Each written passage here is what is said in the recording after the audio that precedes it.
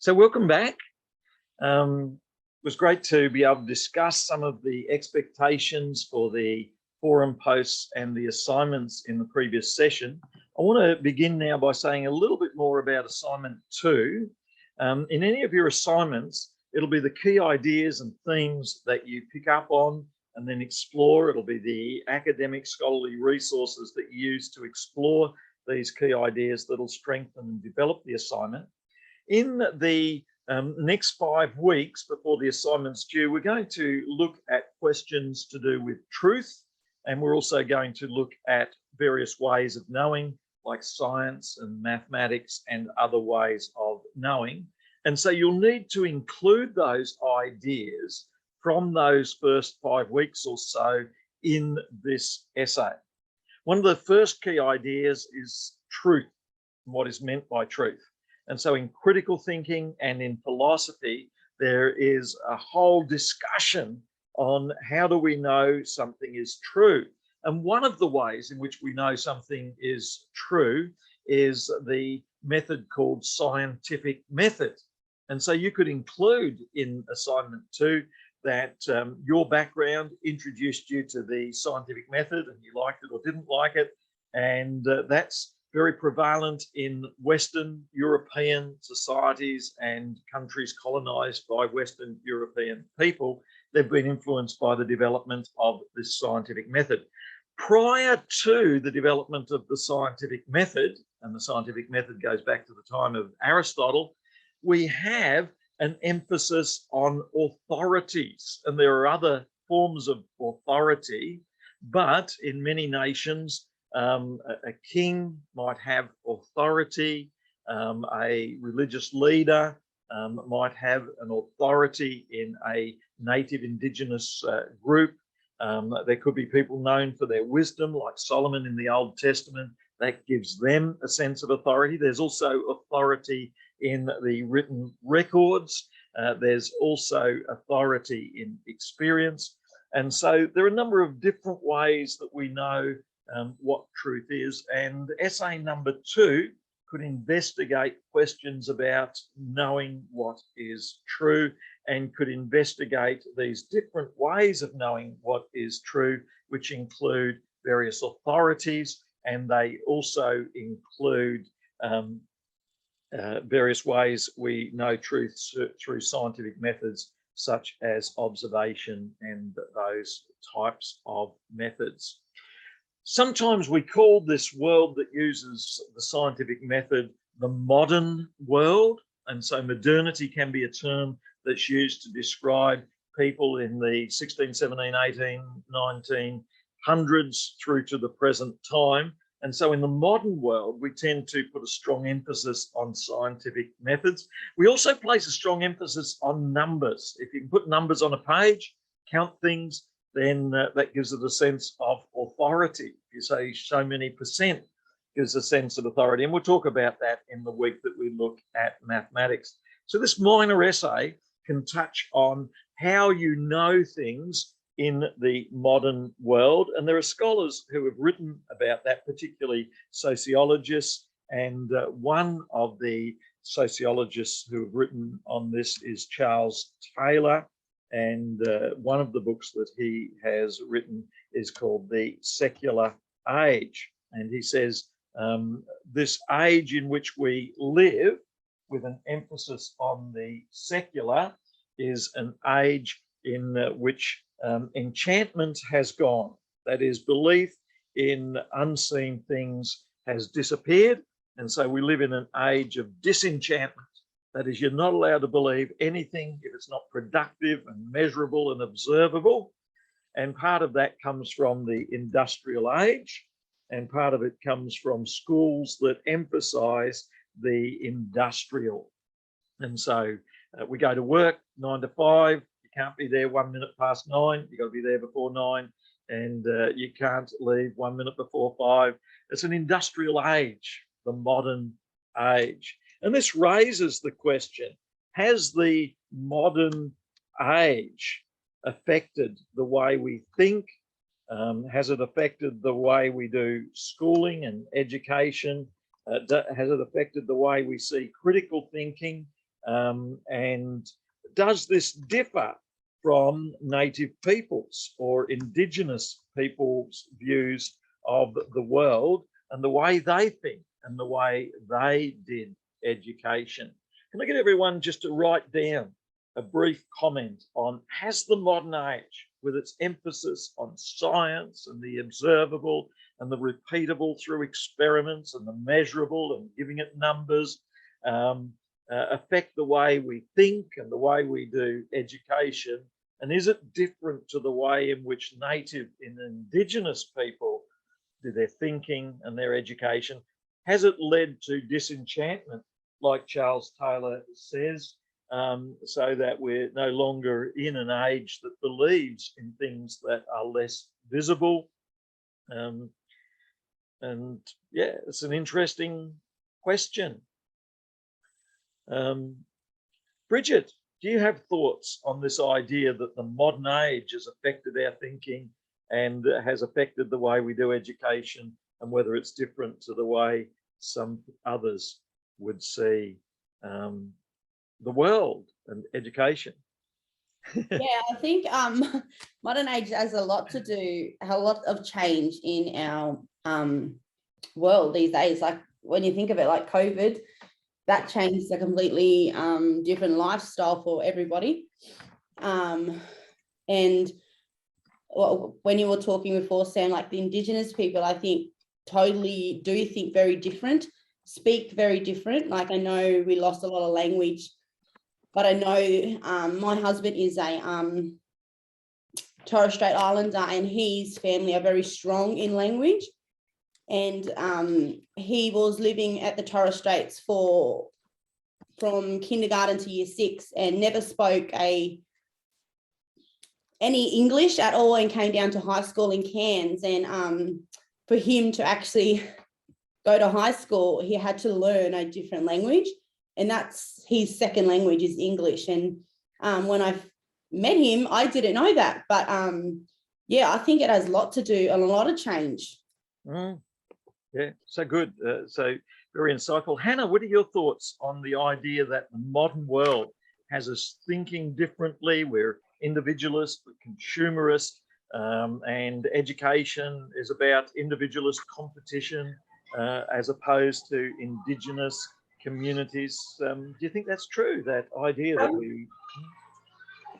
Yeah, I think we've lost a bit, not of like the freedom, but of the different ways of learning, like the different ways of knowing. Like we do a lot of like speak and repeat and written work, whereas other cultures will do a lot more storytelling or nature play. And it kind of, I think as we're coming to the modern world and everyone has their own rights, schools can't teach a certain way, they have to teach to everyone. We've lost a lot of the uniqueness of the different cultures at the same time through the way we teach. Yeah, and there is a bit of a cookie cutter approach to education, isn't it? You've got to fit in with these cookie cutter ideas, molds, and so we want all the students to fit in with either the science mold or the humanities mold. Marissa, what are your thoughts on this? And hands up if others got thoughts too. You know, when sort of looking at like the way the curriculum's written and things like that, it is sort of filtered through more a scientific method, which is a good thing, because you know, you want to be able to say, why do we teach the things we teach and how do we teach them, and have evidence to sort of show why we're doing that. But I also like, I mean, I'm not sure if anyone else would have sort of heard of it yet. Maybe you guys are already doing things in your schools, but the 8 ways pedagogy method, which sort of looks at ways in which, say, Indigenous perspectives are taken into consideration when teaching a class. And that's not just for Indigenous students. You can sort of weave those ways of teaching, ways of knowing just through any class. And then even though, like, even in secular schools and things like that, the difference between sort of an Indigenous perspective is like things like connection to country. Like, even though that's not a thing that you can measure, it is still a thing now that is more acknowledged. So it does, there's like a kind of a little level of disenchantment, but then also I hope that as we move along, you know, through time, we are more accepting of a more enchanted view, in that, you know, yeah, it is important to have, say, a connection to country. You can't necessarily see that. That's something that's felt inside. So yeah. And certainly that'll be covered a lot in assignment 3, where you'll be asked to choose one Aboriginal group in Australia and one other group, which could be Torres Strait, or it could be another group that you see could be highly represented in the schools that you're likely to teach in. So that prepares you for assignment 3. But in assignment 2, of course, we're thinking about the influences on you. And in order to do well in the assignment, then you're wanting to identify these big themes. And certainly modernity, science, mathematical numeracy given to lots of things that shapes the world. So they're things to think about for assignment 2. I've put a couple of videos up on that, and the strength of your assignment will have to do with the key ideas that you pick up on. There shouldn't really be any paragraphs where you just waffle on about my family influenced me this way and you don't cite any scholarly literature. All the paragraphs here in assignment 2 should cite scholarly literature and interact with scholarly literature. So you can write in your own diary and journal article that you're not handing in. You know, I had a rough upbringing, and they made me do music lessons and all of this. All of that first person stuff you can write in your diary, but that really shouldn't come too much over into this essay. In this essay, we're then wanting you to think more deeply about you're raised in a modern world, and we're wanting you to think about these big academic questions. What is modernity? What is the world in which I'm raised? Why do I think the way I think, rather than, and then we're going to compare that in assignment 3 with 2 Indigenous views and realise that there are other ways of thinking. One of the interesting things, which you may not get a lot of space to engage with, is our Christian way of thinking. And so you may come from a particular Christian background and group, and you could have a paragraph or so on that in assignment 2. And 2 dominant Christian ways of thinking that I see at the moment. One is the Reformed perspective.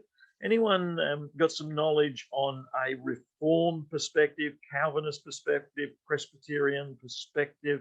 Want to put a hand up and say that? The Reformed perspective, I think, would say that God has got the world running along certain ways, and the best we can do in life is to fit in with the laws and the principles that God has set in life. That's the way I sort of sense it. And there's people around I know fit with that. And then there is the more charismatic evangelical perspective, where Hillsong music has taken over the world. And that's a very experiential perspective, isn't it? But I think every Christian tradition, it's, as you sing the songs, then that shapes your view of the world. The lyrics are often similar. In some traditions, they're slower, and in other traditions, they're faster with drums and guitars. But there are these different traditions in our Christianity that are worth reflecting on as well. Anyone briefly got a thought on how their Christian background and its theologies influence your view of the world? Any hands there? I'm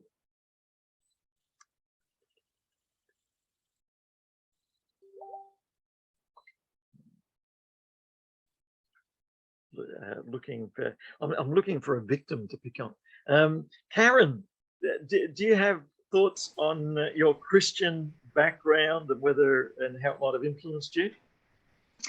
I didn't really have a a great Christian upbringing in regards to, well, I shouldn't say it like that.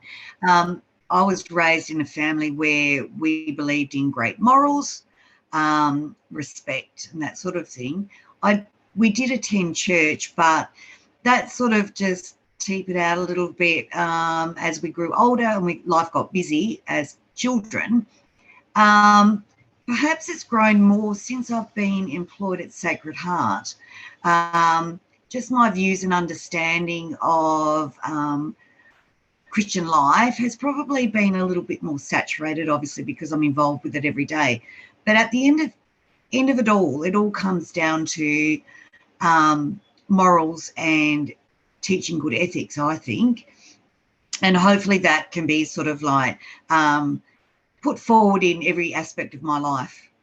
Yeah, that's so good. And you can include some of that in a paragraph in the minor essay. So you could reflect on your values there in this essay, and you could say, from my upbringing, I have, and this is getting into the first person a bit, but you only want to do that for a sentence or so, and you could say the author of this essay, reflecting on their values, sees that ethics and right thinking, right behaviour are a very important part of education.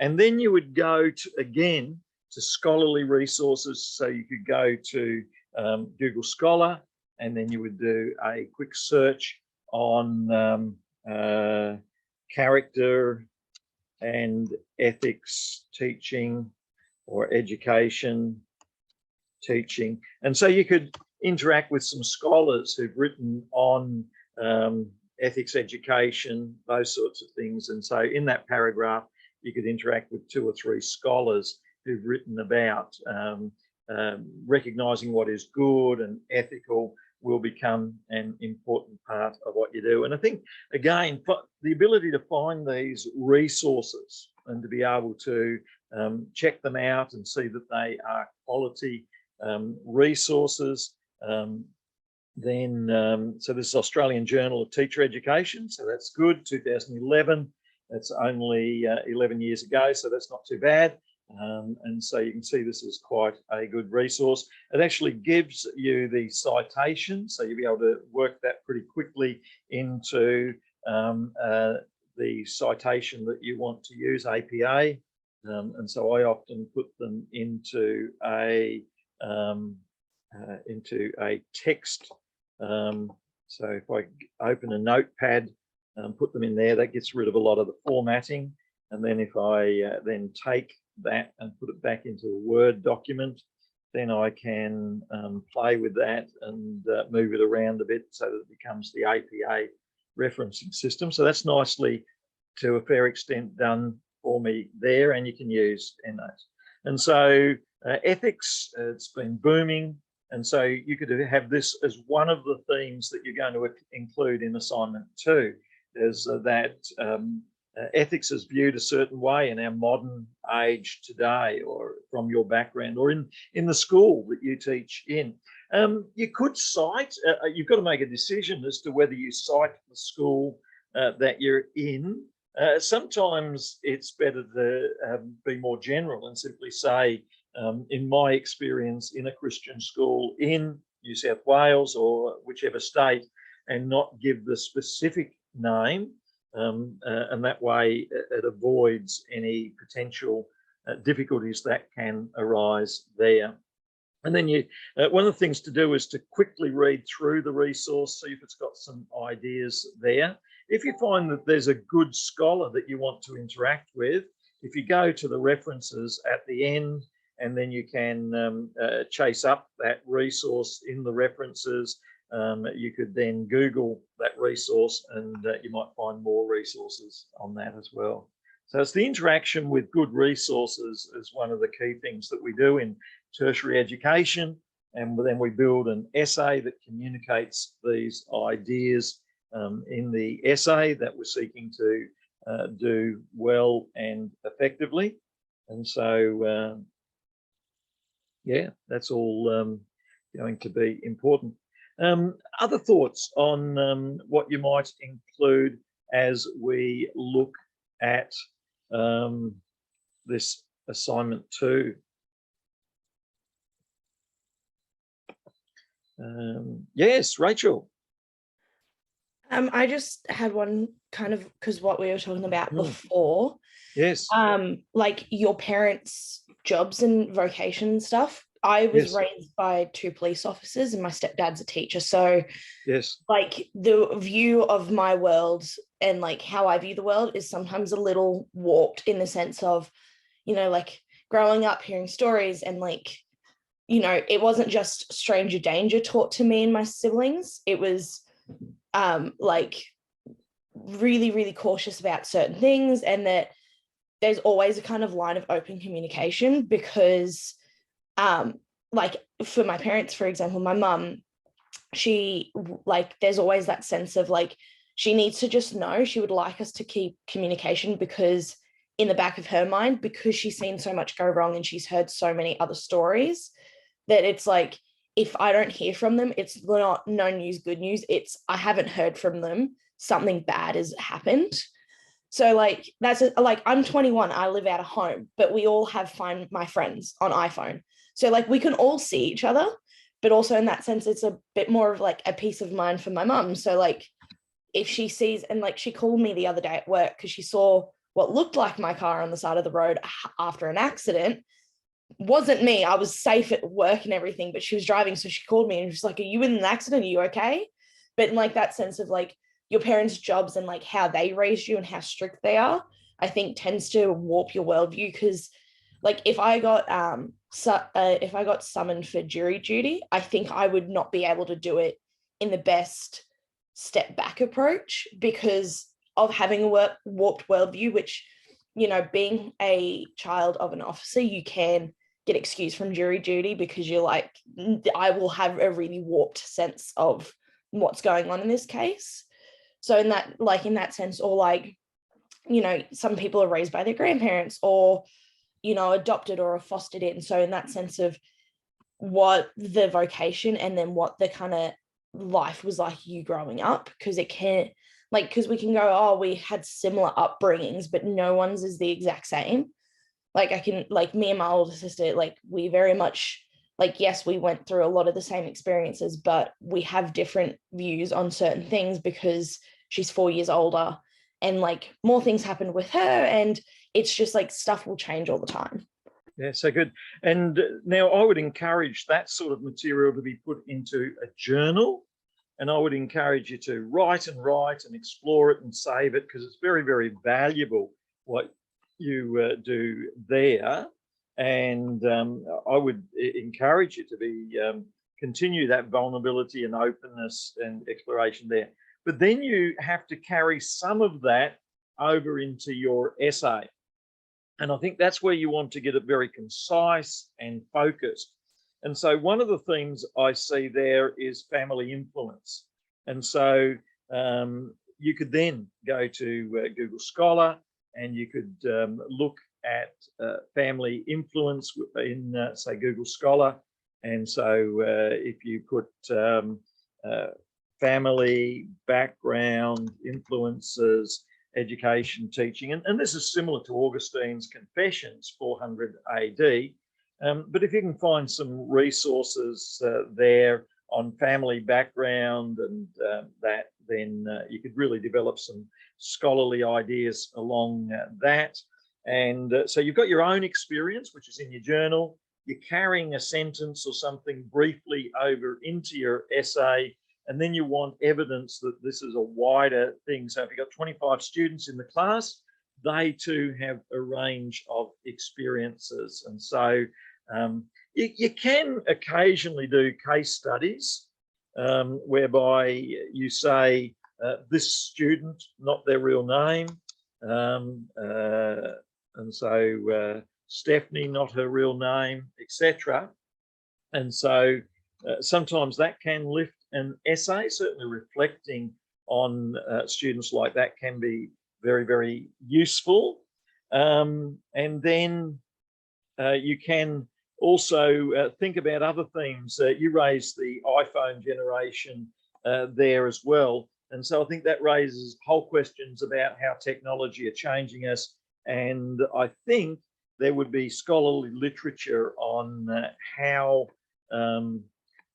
iPhone, how iPhone and social media influences education, worldview thinking. There'd be material like that. So that's what you're really wanting to do in the essay, is to take the ideas that come out of your journal where you reflect on your background and upbringing. And when you go into a classroom, it's important to be aware of your own personality, background, way you approach things, and to be aware of the students' personalities, backgrounds, differences in the way they approach things as well. And so that will be very important. In week 1, we introduce the subject. In week 2, in 2 weeks' time, so next week, we go back to critical thinking. The week following, we look at Plato and Aristotle, and then Friday afternoon, 2 p.m., we have our discussion for an hour or two, a couple of hours on Plato, Aristotle. Then the following week, week 3, we look at Christian views of the world. And then week 4, we come together at the end of week 4, having looked at history and Augustine and others. Week 5, we look at mathematics and numbers and how that helps us to think and shapes our thinking. Week 6, we come together when we look at the physical sciences. Then we have a 3-week break, and then we come back in October and have a look at languages. And then in week 8 in October, we have a look at emotions and art and music and these other ways of knowing. Week 9 in late October, we then come back and we look at ethics. And this is where we discuss, and all of these subjects can be included in assignment 2. That is, you can think about approaches to questions, like with the Greeks and Aristotle and Plato. You can think about questioning. That is, there are some people and places that don't allow questioning. And so this is a whole cultural thing. And some Asian cultures, you're not really allowed to ask questions. You just got to obey. And so critical thinking recognizes that there is value in questioning. Under the Christian influence, there's a number of things that are characteristic of our Christian view of the world. One is that there is a goodness to the world. That is, if God makes the world, in some ways the world has got to be good because God made it.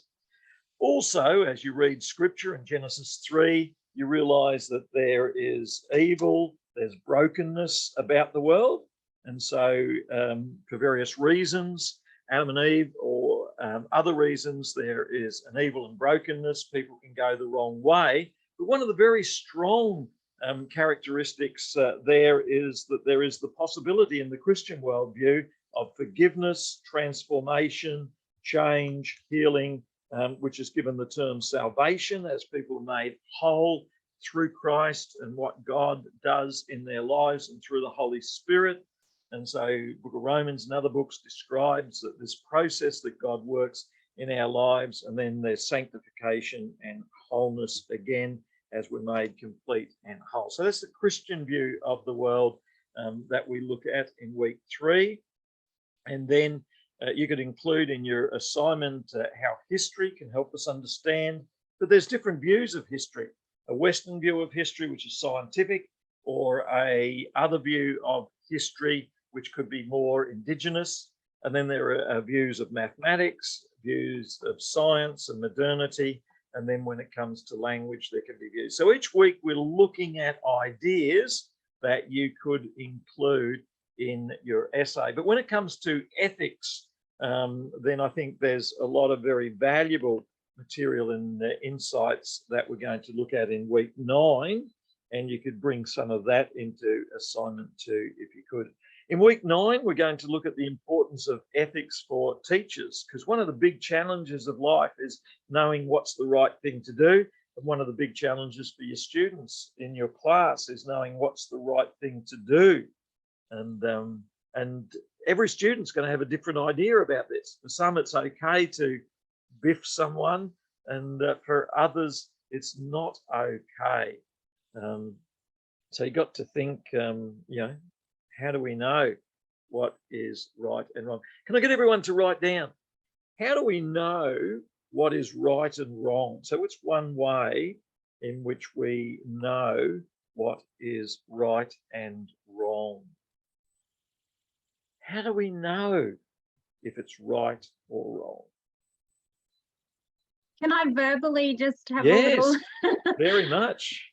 Recently I was at a sort of work conference for my chaplaincy role, and we had a pastor who was speaking there, and he was sort of talking about this. And one thing that he said is that a really simple way to know if it's good or bad or right or wrong is quite often, if it's not good or not right, it will come with almost like a sense of shame, you know, that we will maybe we wouldn't want to openly share it with others, or you know, and from a Christian view, like if you know you think God is with you wherever you go, if you are doing something or saying something that you think God would not be happy with, that, then that's a sort of quick way to go, oh, I shouldn't say that, I shouldn't do that, or something like that. And this brings us back to week 8, when we will look at emotions. And emotions are very much an important part of the way God has made us. And the emotion wheel is a way of thinking about the way God places these different emotions in our lives, and developing emotional intelligence, that ability to understand the different emotions can be important. So Plutchnik developed a model of emotions in which he says God has built, or he would say built into us, is these positive emotions of joy and trust. And these are important when things are going well. It's important that we recognize those things that are healthy and beneficial to us. But we also have the emotions of fight and flight, so that when something's not going well, we recognize that and we respond. And so one of the emotions can be pumping adrenaline through our bloodstream, because if a lion is left out in front of you, you need to get ready to run, because that's not a good situation. And so we have built into, for our very life and survival, these emotions of anger, emotions of fear, emotions of sadness, disgust, surprise. All of these are an important part of a healthy person's life. But what is important is that we have opportunities to express these. And so a student who was expecting a high distinction gets 1 out of 10 on their paper, and the teacher can say, I can see you're a bit sad about this, aren't you? A bit angry about this. You're a bit terrified about what your parents will say. And so it's important that we give students opportunity to find a safe place to express and talk about why they feel the way they do. I suppose as a teacher, I shouldn't say you deserve 9 out of 10, but for your moral development, character development, I decided to give you 1 out of 10 or something. I guess that wouldn't be right, would it? They'd only do that in the army, make you run up hills and all of that sort of thing. But we've got to realise there are these different emotions that life throws up at us, and we need resilience whereby we are aware of these different emotions. We need emotional intelligence where we are aware of these different emotions. And so in week 8, we have a whole discussion of emotion and what emotion is about, and what we can learn. So I think that'll be a great week that we're really going to look forward to.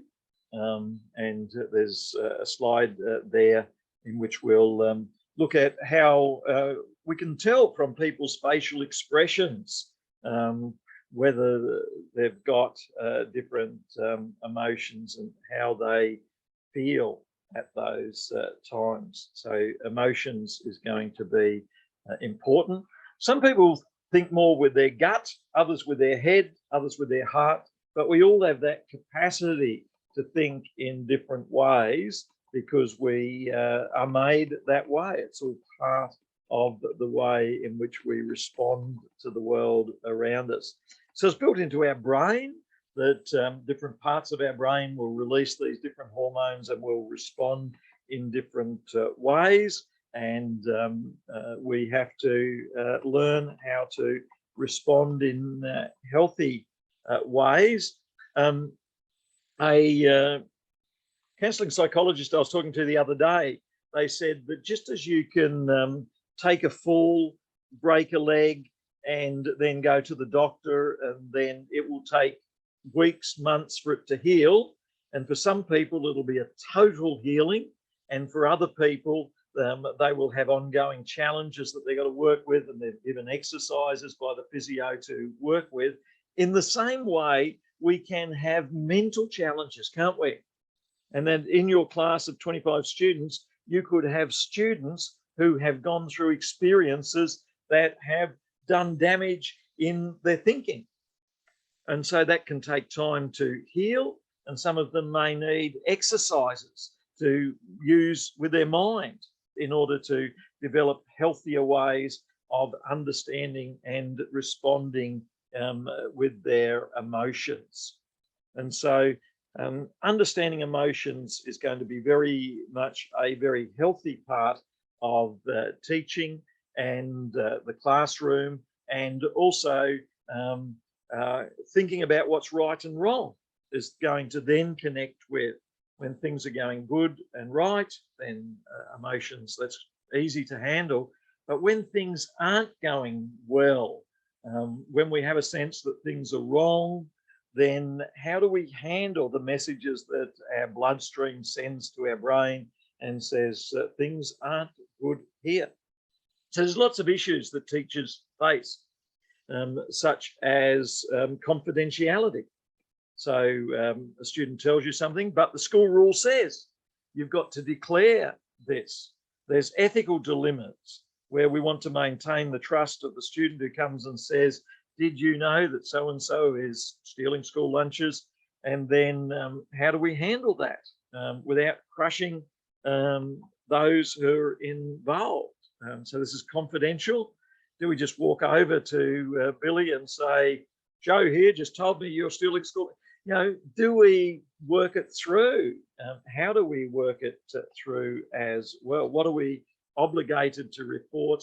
How do we handle confidentialities? There's ethical dilemmas between loyalty to our colleagues and school norms.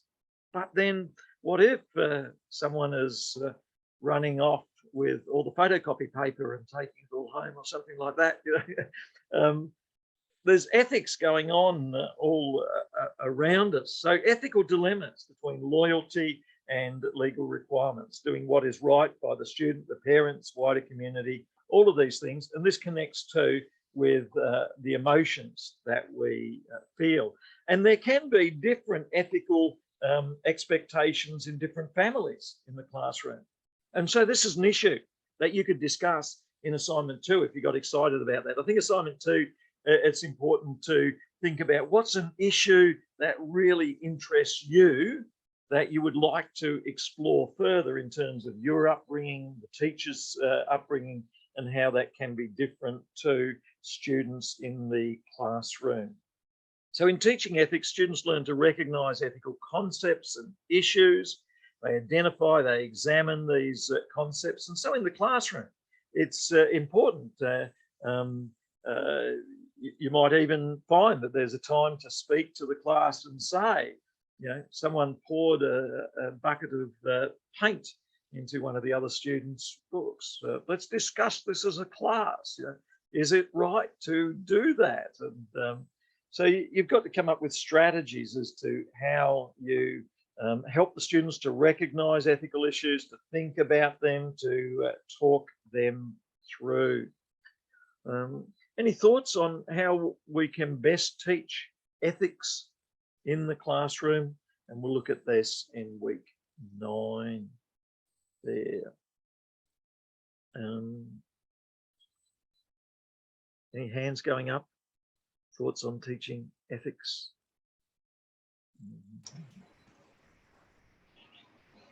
I believe we have this great system at work, and I mean most schools do it anyway, that at the beginning of the year, when you've got your new class or your existing class from the previous year, that you set up a set of class rules, have them on display so every student is aware of what is expected of them. I believe this has worked, great at our school, and I'm sure it works at other schools as well. And even we have a take system, whereas depending on your behaviour, you might be on a take 1 where you need to have 5 minutes, time to yourself and just reflect on your behaviour and that sort of thing. So, I mean, if everyone is aware at the start, the students are aware, hopefully that that will continue throughout the year, and it'll make for an easier way for the teacher to control the class. Yeah, that's so important, isn't it? Is that you're aware of these early. It's emphasised for the first few months of the year very strongly that these are the expectations there that that are going to really guide the ways in which we are going to clarify what is happening, how things are going to unfold. And so that's going to be very, very important there. One of the models that we can talk about in that week further is Tuckman's model of group development.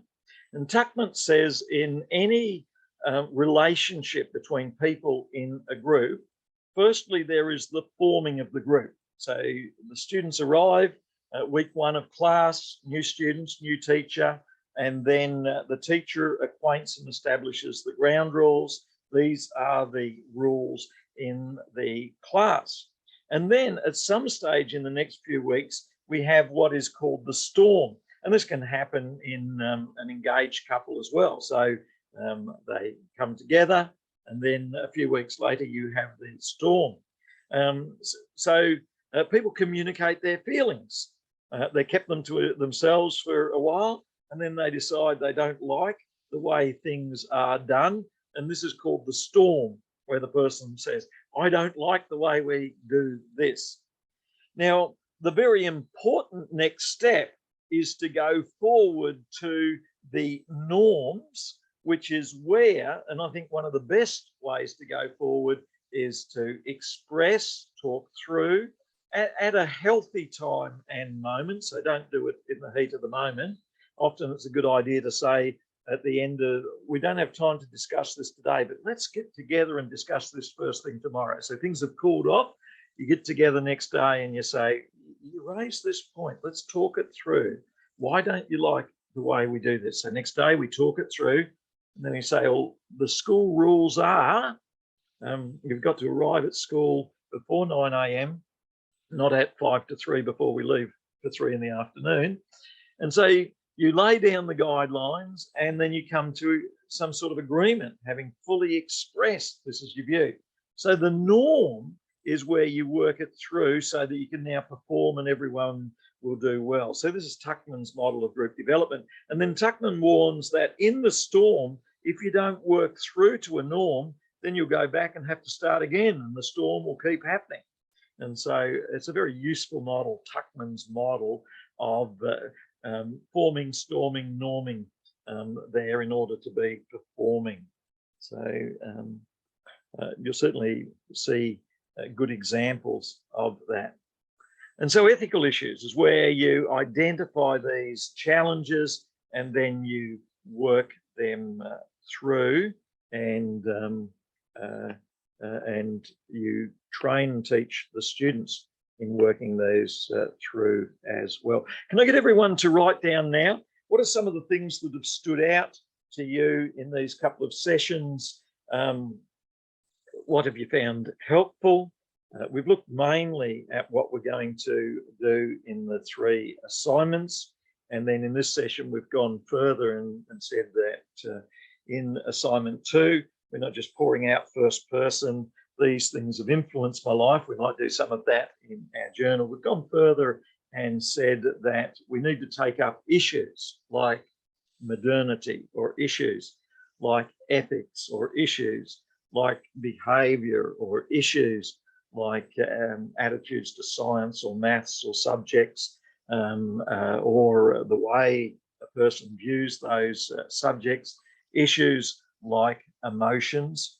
And so each week we'll be looking at these different issues.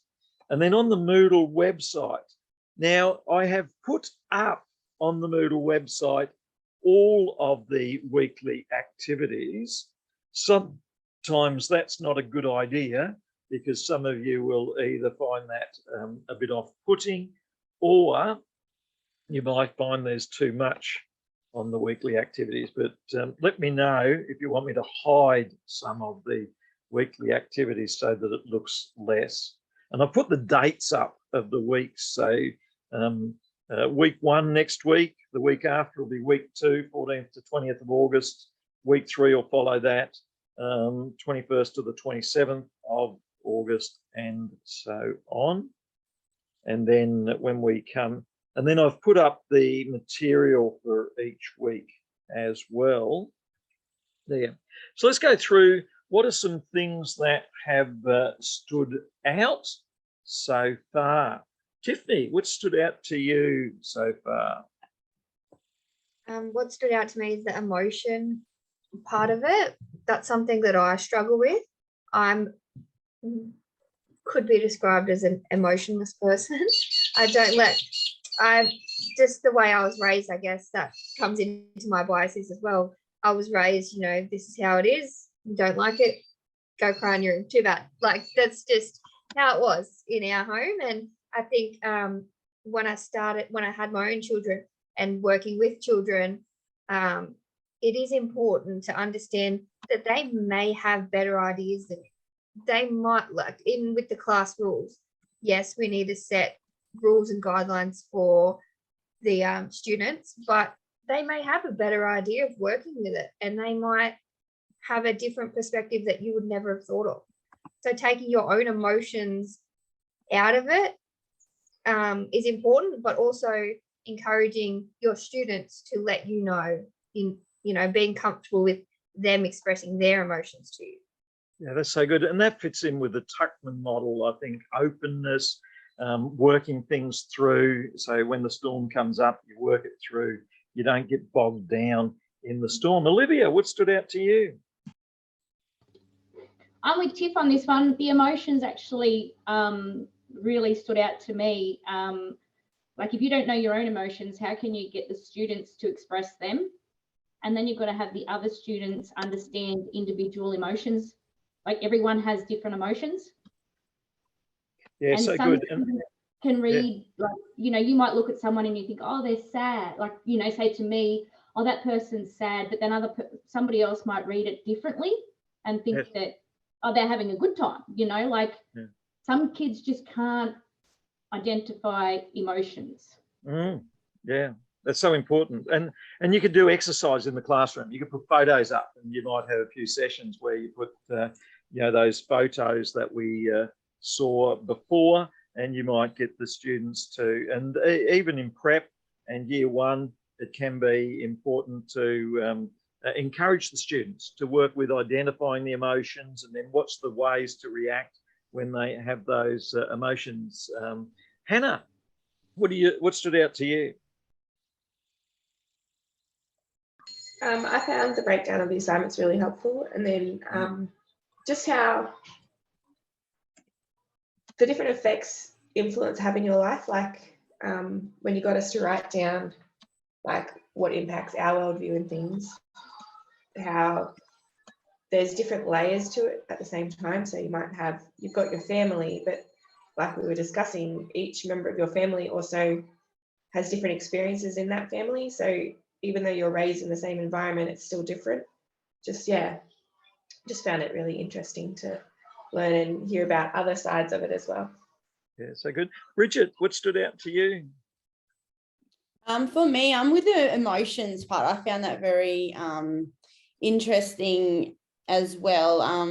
I've got a 6-year-old at the moment, and she's expressing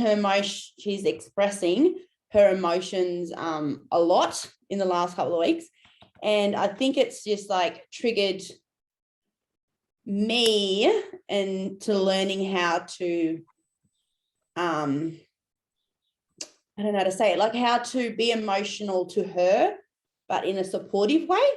That makes sense. Yeah, so true and so good is that, and people can be emotionally angry, people can be emotionally sad. Yeah. There's all sorts of emotions, and I like what you say. They're learning how to be emotional in our responses so that they are healthy, supportive responses. Yeah, so valuable. Nat, what stood out to you? So the emotion is really great, because I think as working as a counsellor, that using this daily with lots of little people, but also giving them the voice to label their emotion. I think sometimes we go ahead too quickly to label the emotion for them, but giving their own voice of, we think they're sad or angry, but they're frustrated. Yes. And also where we're feeling it in our body, I think is a big thing for children. They can identify, well, my hand gets really sweaty before I feel any emotion. Yeah, so the interaction between the physical and the mental, and how they're tightly connected, and getting students to own and think and understand that. Yeah, and I also have one more from Rachel's, how we have the family influences. And I've just been sitting here thinking of, over our life, how many times do our worldviews change? Wow, that's worth exploring, isn't it? That's very, very interesting, worth doing. Amy, what stood out to you? Can you hear me? Yes. Oh, finally. This is amazing. Honestly, I really loved what was just said, actually. I love that. I wrote some notes down. But in particular, just the side of ethics, with the idea of different ethics being held in a classroom, shaped by different family backgrounds. And I love the question of, how do we know what is right or wrong?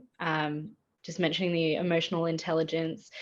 I think also combined with what we've been taught, or again, the ideas of influences in our world and intuition. But I think also for me personally, I know I'm highly emotional. So I also have to like kind of go back and test, like I actually like check in with myself and go, is this actually what I'm like, is this influencing even, like, or maybe warping my ideas of what is right or wrong as well. So yeah, I just thought that was really quite interesting.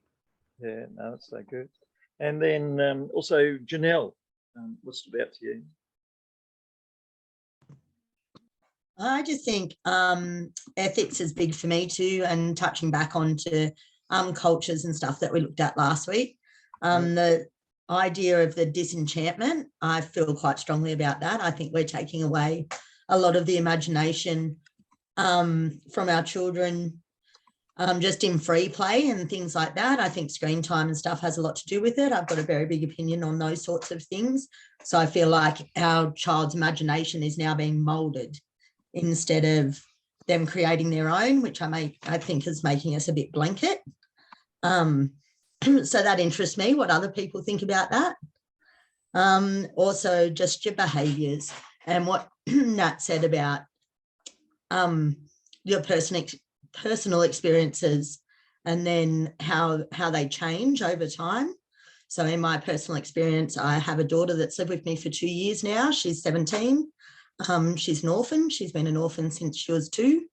When she came into my family found her quite selfish, which is a defense mechanism that's kept her alive. She had to be selfish. She only had herself to look out for. And over these 2 years, she's really backflipped like around that, no longer comes across as selfish at all, really, because she's got other people to fight for her now. So I think like those background things come into it too. Like it's my job to defend her now, and she gets that freedom to let that go. So yeah, it's all very involved, I think, but yeah, comes from a background and moving forward. So yeah, no, that's so great. So thank you, each one. Now, each of these ideas are the sort of ideas that you can use in assignment 2. In the assignment 2, you can talk about emotion, you can talk about behavior, all of these things that we have talked about today, modernity, all of those. And you've got to make your decision as to which of these topics, subtopics, ideas are going to be most interesting to you. I think you'll get a lot of value out of assignment 2. It can be a really fun assignment to work through. These are 2 or 3 or so key issues in one's life. And so that will be very, very useful as well. And so each week, as you go through these different topic areas that we cover, think about how do they relate to assignment 2, my view of the world, and how I take that into a classroom setting. And assignment 3, if I've got students in my class, one from Australian Aboriginal Indigenous background, one from another background, how do I relate, as assignment 3 tackles that question. But if you can narrow down to 2, 3, 4 subtopics that you look at that relate to educational settings, that will be very, very helpful in assignments 2 and 3. So see you shortly, 10-minute break, and we're back in 10 minutes.